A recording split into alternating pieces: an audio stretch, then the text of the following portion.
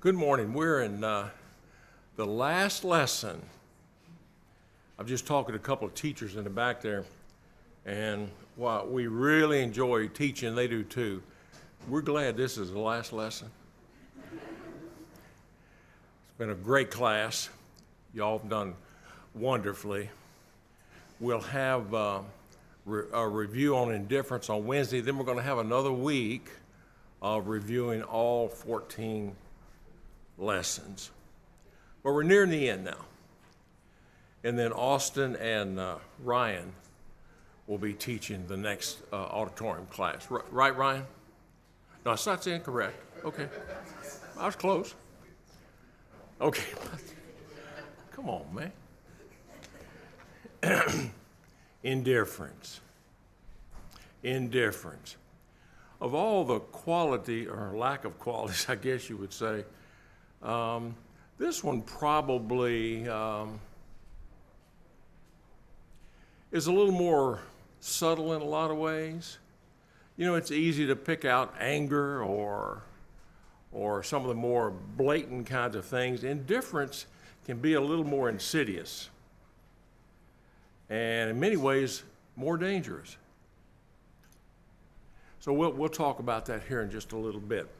Now, looking at that, I was trying to find something that would illustrate indifference. This is about the best I could do. What emotions does that picture evoke to you? Just to get the class started. Let's take that's a lady, right? Let's take the lady first. What does that, Riel? I don't care. That's a good one. Lisa, then I'll come in at. Fed up, had enough. Annette? Apathy. You can yell if you want to. Ignoring. Just keep at it because I'm not paying attention to you. John? Whatever. Oh, man. They have worn that word out, and this is whatever. Oh, if I hear that one more time, I think I'm going to croak. But yes, whatever. Close-minded. I got my mind made up, James, already. Don't be confusing me with facts. Rick? Tuned out. Tuned out? Yell all you want. Nah. Remember you were kids? Nah. I'm not listening. Jason? Unmovable. Yes. The body language. I'm not moving here. I'm not moving. I'm not changing. Any others? Those are really good. Bored. A bored? I'm bored. You are boring me. Yeah. Now, we've addressed the lady in the picture. And just an oh, by the way kind of thing. What about the guy? I'm going to get my point across. And what makes you think that, Ryan? Yeah. That's a big megaphone there. So sometimes the louder you yell, supposedly, the more my point will get across. Is that true? No, it's not. And this guy is giving her down the road. So there's some things to be learned on his side as well. What are they? Or some of them.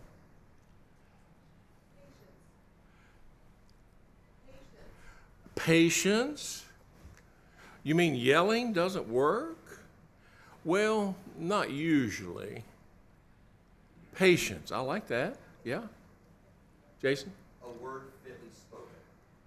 Are like apples of gold and fittings of silver, a word fitly spoken. You don't have to yell. Lance?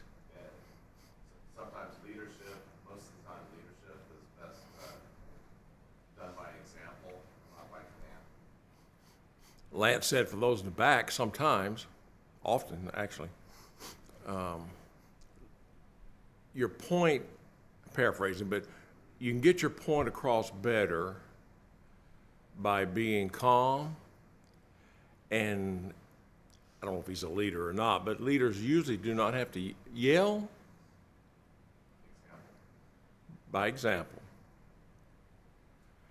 Yes, ma'am. Yes, ma'am. Tune out. Men tune out. Men tune out. Hey, come on now. They always pretend they can't hear whether they can or not. That's how we stay out of trouble. They say something and we go, hmm. You stay out of trouble that way. Go ahead, Riel, then we'll move. He needs to show self-control. Self-control? Yes, for sure. I had a rule in teaching high school kids, it's quite a challenge, particularly as an older guy starting. Within the first 5 minutes of my class, we had a pact, and everyone had to raise their hand, that the teacher says, me, I will never yell at you in this classroom, ever yell at you. But I'm going to tell you something. You will never yell at me either. Now, is everybody good with that? What about you? I didn't see your hand over there. Yes, sir? We had a good year. I didn't allow yelling in my classroom, and I didn't do it. So, to some of your points, you can make your point without yelling by showing example. How can I ask them not to yell at me if I yell at them all the time? You can't do it, right, Lance? You can't do it. Okay, so these are all good.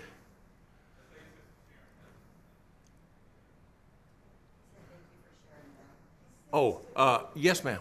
He appears to be uncaring and unloving. Ah, The scriptures tell us that if there is something difficult for the person to care about his soul being, yes, Sharon. to be said in a caring and loving. Yes, that's slide number 4. But thank you for laying the groundwork. A lot of it is tone, and a lot of it is your example, like Lance had mentioned. And as Sharon says, if you can say something in love, it goes a lot further than the opposite. That's right, Sharon. Thank you for that. Peggy? Second drill sergeant Oh, my goodness. without Yes. Drill sergeants love to yell, and they love to get about this close to you when they're doing it, at least the old days. I think now you have to make sure you don't hurt anybody's feelings, but that hadn't always been the case.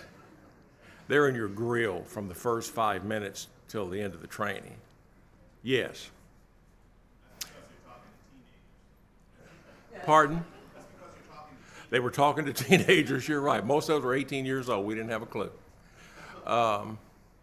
Now, let's look at sort of a continuation of some of these things. It's funny now, Gary, but it wasn't funny then. Synonyms. Give me a synonym of indifference. We've had some already. Lance? Actually, I'll give you an antonym, but No, we're doing synonyms. lack of zeal. Lack of zeal. Okay, that's 3 words, but I'll take it because it's true. What else? Nelson? Apathy is a good one. Apathy, I don't really care what you think. Any other synonyms? I've got several here. I want to see what y'all got. Gary, and then right. Uninterested, really good. Somebody touched on that earlier, right? Say again. Neglect. Okay. Jonathan, unconcerned. Jonathan, uncaring. Yes. Anything else? Nelma. From the other side of this, and I know other people that are hard of hearing can sympathize. Sometimes it's not indifference, we just don't hear you. I totally get it on that side, and I don't hear much from the right.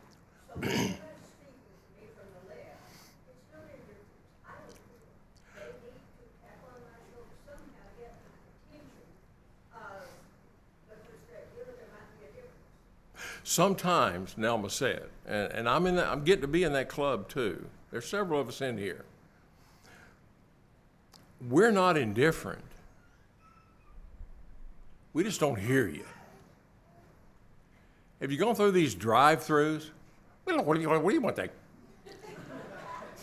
Young people talk so rapidly. And I'm going, dude, I don't understand what you just said. What's I told you? I said, I don't know. My sister likes, at the nursing home, or the rehab center, she likes cherry Cokes. So we go through, it's got to be from Sonic. She's not picky, is she? Hope she didn't watch this. But twice we've gone through there, and I said, I'd like cherry Coke, please. So 2 times they had 4 cherry Cokes. It was like $16 and something. And I said, 1 cherry Coke. Okay. So, but Nelma makes a good point. Sometimes an older person, they're not ignoring you. Please understand that. They might be. But generally, they just don't hear you. So we have to cut a little slack there sometimes with some of the older folks. No, that's a valid point, actually. It's not on anything I've got, but I'll take it. Lisa? The flip side of that is sometimes we do tune people out. So someone will be like, I can't like that. We just, I don't want to hear it. Yes. Yes. They're selective for sure. Yes. And sometimes people are getting a little hard of hearing, feign hard of hearing, particularly when there's a lot of instructions being given in the house. Yeah. You're better off, let her go. Just nod your head and let it go. Okay, so what you said was perfect, actually. I think Gary mentioned uninterested. Someone mentioned apathetic. I don't care. In Spanish, más o menos. Right, Jonathan? Whatever, more or less, I really don't care. Coldness. And I think that goes to what Sister Sharon was saying.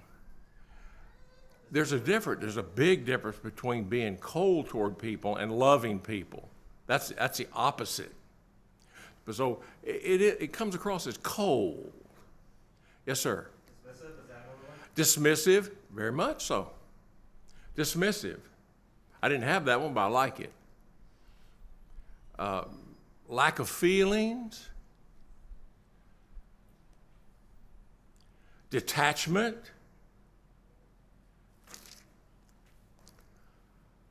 Callous. Now, no one mentioned that one.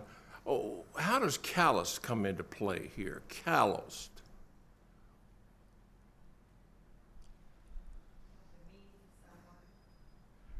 Say again. Well, it can be it can be demeaning. It can be talking down. Yes, it can be. Gary? Makes me think of somebody who hurts so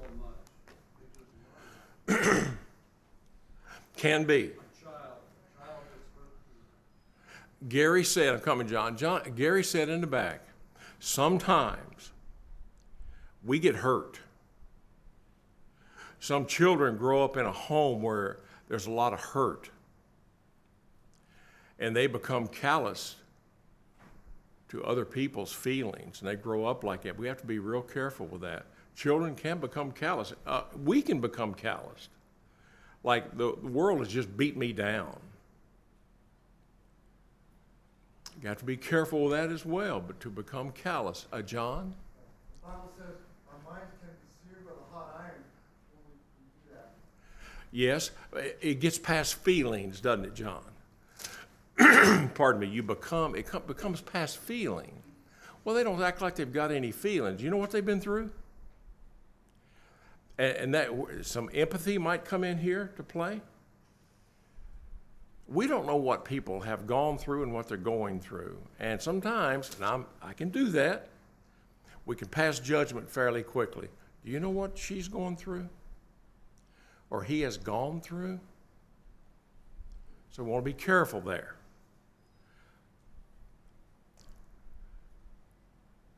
Bible, pardon me, before I get there, This is a question, is indifference a sin? Absolutely a sin. I didn't hurt anybody's feelings. I didn't do it. That's right, you didn't do anything. Indifference is a sin. The Good Samaritan. Of all the people on that list, who's the least likely, or let me put it another way, who is the most likely to be indifferent towards someone hurting? The most likely. The Samaritan. Why is that, Dennis? He doesn't grow up in a culture that despises another race, like the priests and the Levite would despise. Jews and Gentiles hated each other. And that's on both sides. So he should have been the least likely to be empathetic toward a fellow human being. But in fact, he was the most helpful, the most empathetic. What did the priest do? The priest probably should have been the most likely to help this person. What did they do? I think I'll walk on this side of the road. I see him, but I don't know. Apathetic, uncaring, some of those words we use. The Levite. What's a big deal about a Levite? From the tribe of Levi, where the priests were, type. Went to the other side too. I don't have anything to do with this person. Well, they could be dying there. Do we see that today? Somebody getting beat to a pulp and 100 people are filming it. Boy, that makes my blood boil. A woman getting beat senseless and you're going to film it? Here's an idea. Why don't you try to stop it? So this is not first century. This is today. Put your phone up and try to help somebody that needs your help. Now, might you get hurt? Yeah, absolutely. You might get hurt. What can I tell you? The church at Laodicea. Remember the 7 churches of Asia, Revelation 2 and chapter 2 and chapter 3. What, in this case, chapter 3, Laodicea, what was their problem? What was their situation? Was it a poor church? Very wealthy church. To the point where what's some of the descriptors of that church? I don't need any help. We're rich. During that time, during the big earthquake in that time, Rome sent money to cities that were destroyed by earthquakes. Laodicea said, keep your money. We don't need it. We're very wealthy here. Look at us. How did Jesus describe this apathetic church? This indifferent church? Lukewarm, and well, that's no big deal, lukewarm. It's a big deal. Do you know what Jesus said he was going to do? I'm going to vomit you out. Jesus was sick of that. Sick of indifference. Sick of indifference. Pardon me. Haggai, while you're looking for that, let me see if there's any water down here. There's not. That's okay. That's okay. No big deal. Haggai chapter 1, verses 4 through 11. Paint me the picture there. Hopefully you looked that up as in your notes. What was the picture there? Thank you, brother. No, that's yours, Gary. Here, No, no. I give them. Do I get the little coaster too? No, that's for my son. That comes back. Okay. Just checking. It's even cold. Thank you, brother. Haggai, what were the people? How were they living? They came back from their exile. What's the first thing they did? They built their homes. And they were nice homes. Well, what was the state of the temple? It was in ruins. How'd God take that? He said, I notice that you're living in nice homes.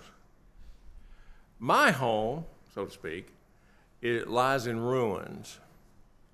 Now, you're having a lot of issues here. We'll see that in Zephaniah a little bit too. You're working hard for money, and it's like you got holes in your pocket. You don't put God first. You can work as hard as you want to. He'll find a way of taking your money away from you. That's what he said. He said, see if I don't open the windows of heaven if you put me first in how you give, and we would say how we spend our time, how we study, and so on. So they were indifferent. They were indifferent to God. God said, not going to put up with that. And there'll be droughts and there'll be famines and all these things because you're putting me last or second. God ain't going to be second. Can you think of any others? Gary?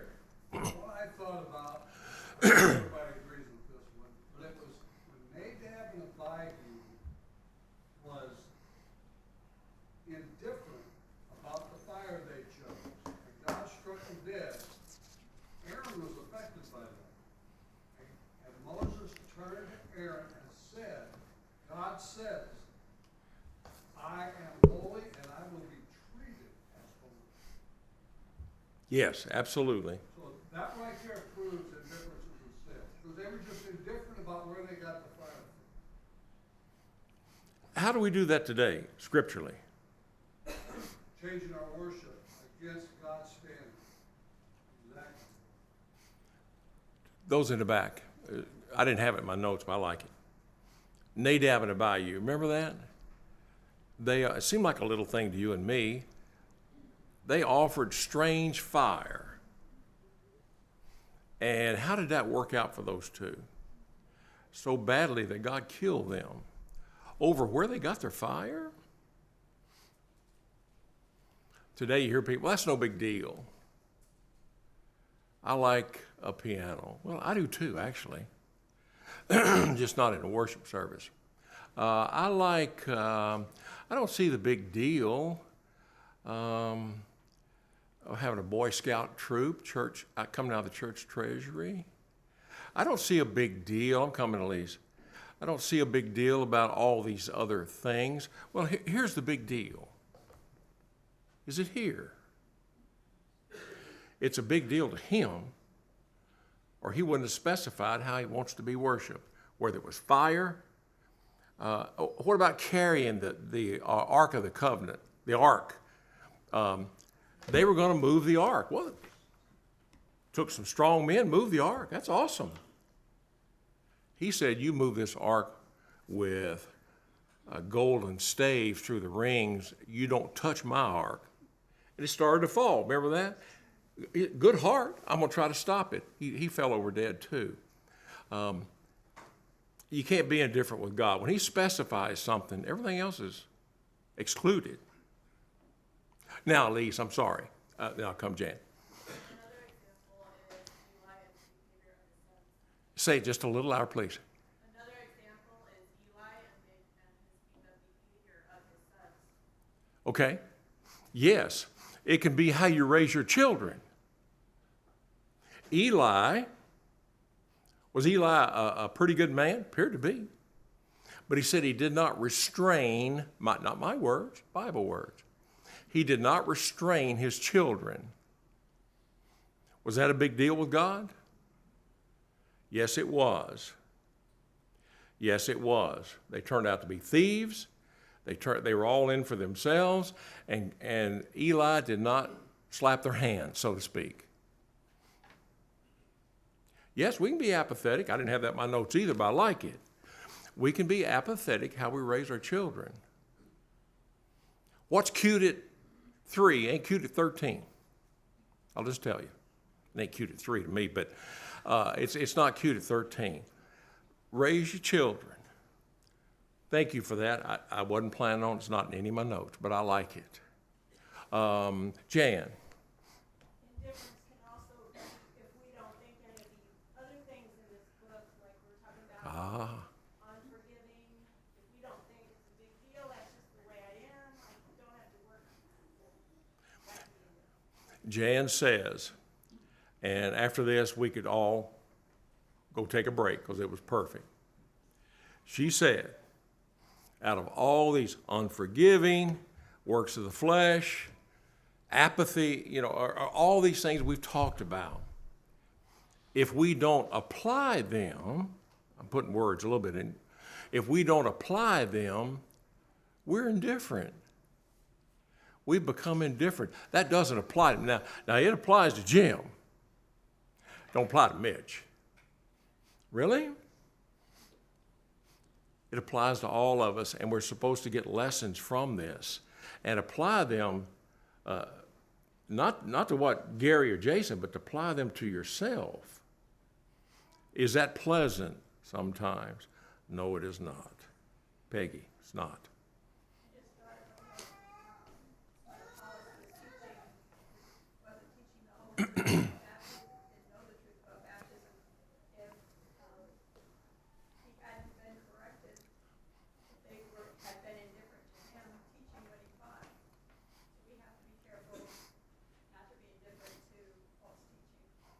Not to be indifferent to false teaching. And Apollos is a prime example in Acts 18, Ephesus in 19. But he only knew the baptism of John. Well, that's not a big deal. He got baptized.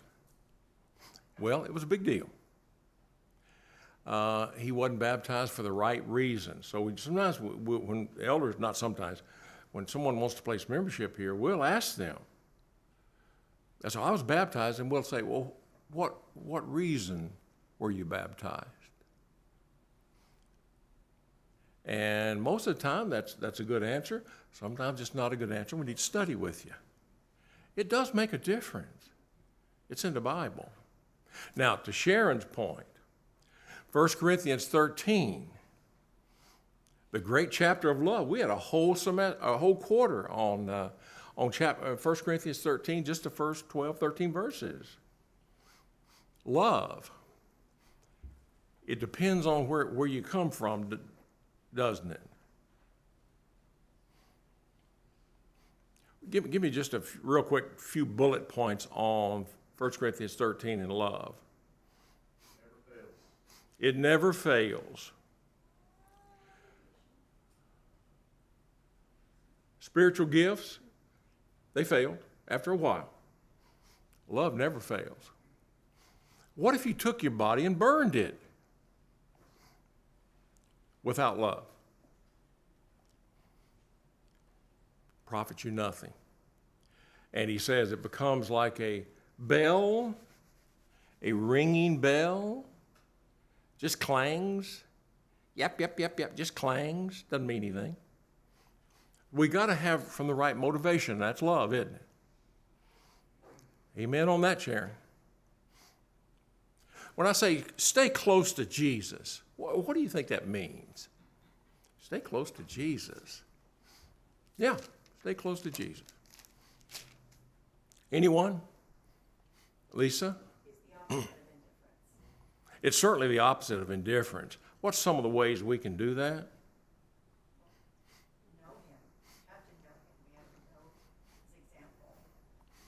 We have to know him. More specifics, please. That's good. Nicole? You have to pray. Praying is on here. Absolutely. Rick? John? We have to strive to be like him. Well, how long is that going to take? Your whole life, and at the end, what? You came up short. But that's the goal. is to be like him. We will never be like him, but we can try our best to be like him. Stay close to him. Well, how do we stay close to him? Attendance? Yeah. Study? Yes. Nicole said pray? Yes. And there are many, many other things. Stay close to Jesus. Whoa, you got personal here, big boy. Put others first. Is that the way our society rolls today? Big I, little you.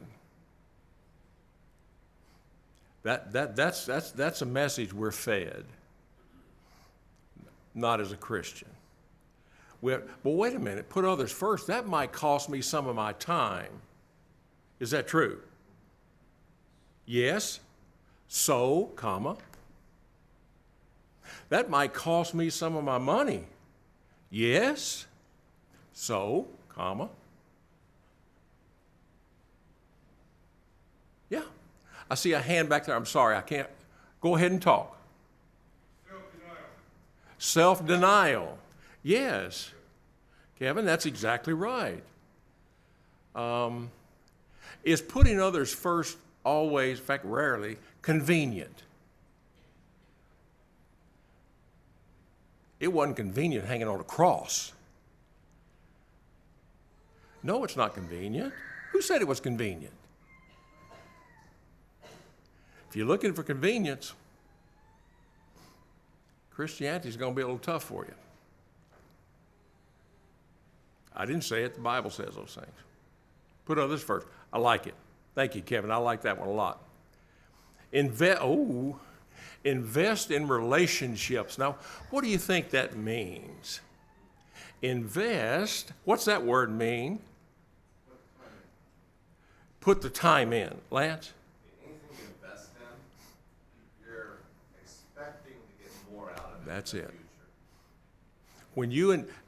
When you invest in something, you're hoping to get more out of it, for sure.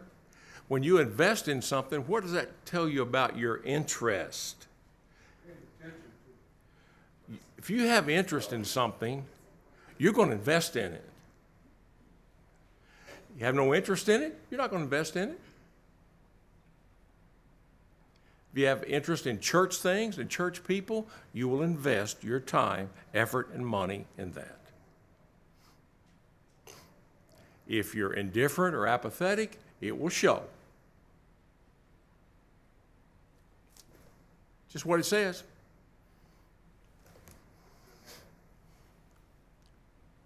Okay, and then?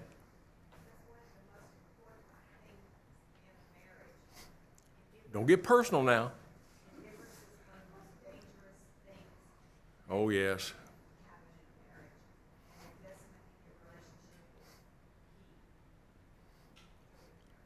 And that got personal. And the Bible is personal. Can this apply to a marriage? Oh, my. Can you become indifferent toward your wife or your husband? If anybody says no, you can come forward when we sing the invitation song. Yes. Is that a danger? It can be. It can be. That's a real lesson for us, isn't it? Don't take others for granted. Now, your wife, your husband, yes. What about friends? What about fellow Christians? Can we take each other for granted? We can. Do we? Maybe, sometimes. Lance? So growing up in the church, one of the things I witnessed is we work so hard to bring people to Christ, and then sometimes we behave so shamefully, it's almost like we're trying to push them out of the building. And it's really, it's you know, whether you take people for granted or you just feel like they need to agree, there's just so many things about that, but it's just something I observe. No, it's a good point. It's a very good point. Jason? Sometimes I think we can take the congregation for granted, last in, first out. You have a family here that loves God and will help you get to heaven, but it's just a checkbox. If you didn't have this family, when you hit tough times, I think that's a way in which a lot of people take it for granted. No, it's a good point. When things get rough in our lives, and they do, who do you normally come to? Your drinking buddies? Your folks that cuss at work like a sailor?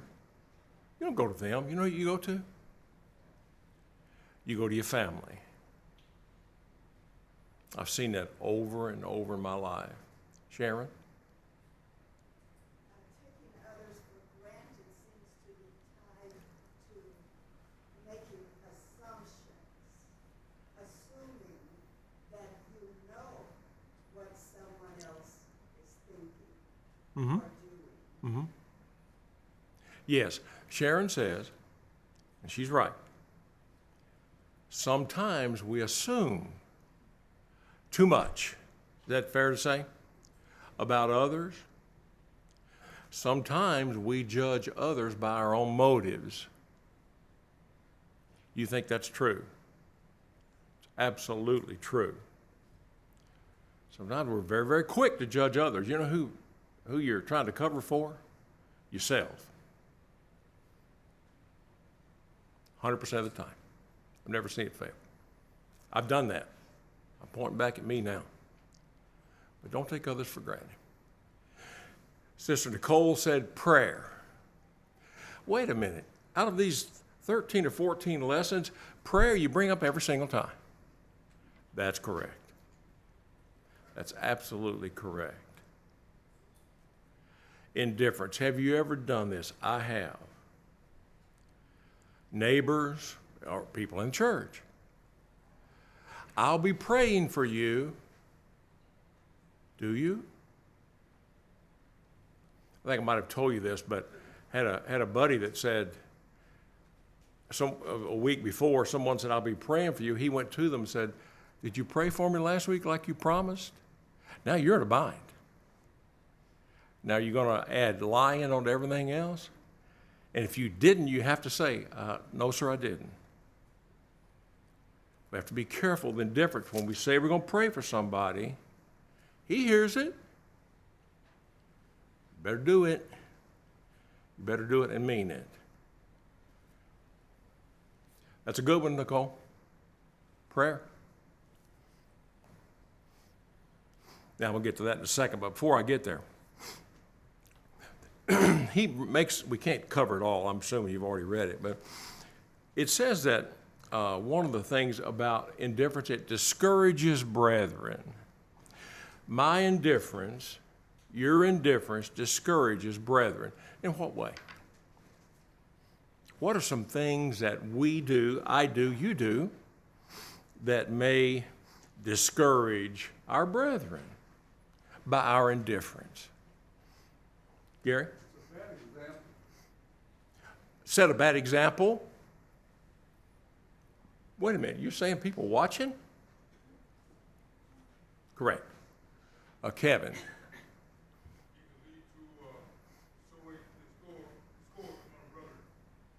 Okay.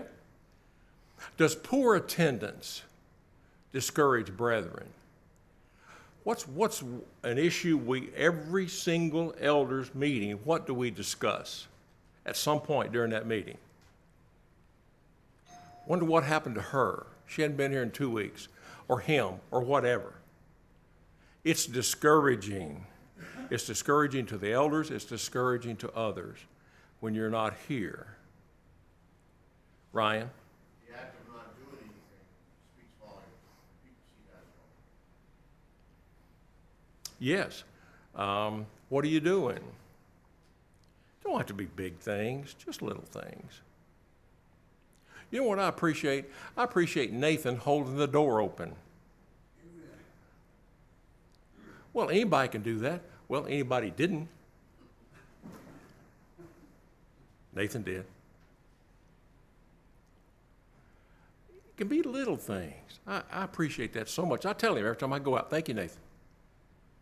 Little things. John, hurry.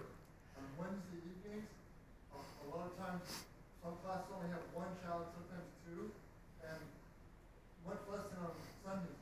So that the children see that example, and they want, Sure, absolutely. teachers can be discouraged. Children are not dumb. Well, how old do they have to be before they get smart? How about 5, 4? They see mom and dad. You're not fooling your kids. You're not. They see it, and they're watching mommy and daddy. Are you walking it or are you just talking it? Indifference. That's a good one. It's a good one. What about how we give? That's discouraging too. It's discouraging to God, number one. But we're getting ready to hopefully, Lord willing, going to meet about it today, going to build a new building or add on to this building. You know what that takes? It takes money. Make sure you're giving the way you should. Now, this is free. This is not in the thing. But make sure we're all, Mitch too, make sure we're all giving like we need to give. Lord's watching. And we're trying to do his work here the best we can. Okay, that's all of my soapbox, but thank you for that. I got a little one at the end of the announcements today. That's another story. We want to save our souls. Jesus said, if you gain the whole world and lose your own soul, what have you gained? Had a friend that died last night. She was 100 years old in Indiana. Wonderful life, wonderful woman, wonderful Christian woman. Lived to be 100. And that's awesome. So, everybody dies. Just a matter of when. It's how you die, when you die, and how you die in the Lord, yes. Someone mentioned, don't neglect our responsibilities toward God, toward our brethren, toward our family, as Annette said. Renew our zeal. What did Jesus tell the church in Laodicea in chapter 3 and verse 19 of Revelation? First of all, what? Repent. Wait a minute. So you're saying that indifference is a sin? No, I'm not saying it. Bible's saying. Repent and remember your first works. Yeah. And Romans 10. The Romans, they had a zeal for God, but not according to knowledge. Remember that? So God expects us to have zeal. Is zeal the opposite of indifference? 100%. We get zealous about what we have interest in. You believe that? Talk to some coffee people. I mean real coffee people. They're nuts. Grind, get it from Ethiopia. I don't understand all that mess. They have a zeal for coffee, zeal for sports. You can fill in the blank here. How about a zeal for God and his people and the work that you need to be doing? Yes, for sure. Lance, yeah. My anchor in my Christianity is whenever Jesus basically says, people know my disciples because they love each other. And he really nailed that and made it very clear. You're not one of your brothers. You're not one of Jesus' disciples. And it's not that it's that, but he said the world will know my disciples. Yes, because they see it, don't they? Exactly. They see how you treat your wife, how you treat fellow Christians, how we all, yes. Look in, it's already written out, but I'm going to read it real quickly and then we'll quit. Zephaniah chapter 1, verses 12 and 13. He's actually wrote it out for us. God talking through the prophet Zephaniah. And it shall come to pass at that time that I will search Jerusalem with lamps. What's that? What's a picture of God there with his? I'm going to search Jerusalem with light. I'm going to find out what's going on here. He knows, but that's for our minds. And punish the men who are settled in complacency. God's words. Settled in complacencies, who say in their heart, the Lord will not do good, he will not do bad. In other words, whatever. Therefore, their goods shall become booty, and their houses a desolation. They shall build houses, and someone else will live in them. They shall plant vineyards, and someone else will drink from the vineyards. You push God to second place. So many examples of what you have, you may not have long. If you don't put him first. Put his people first. All right.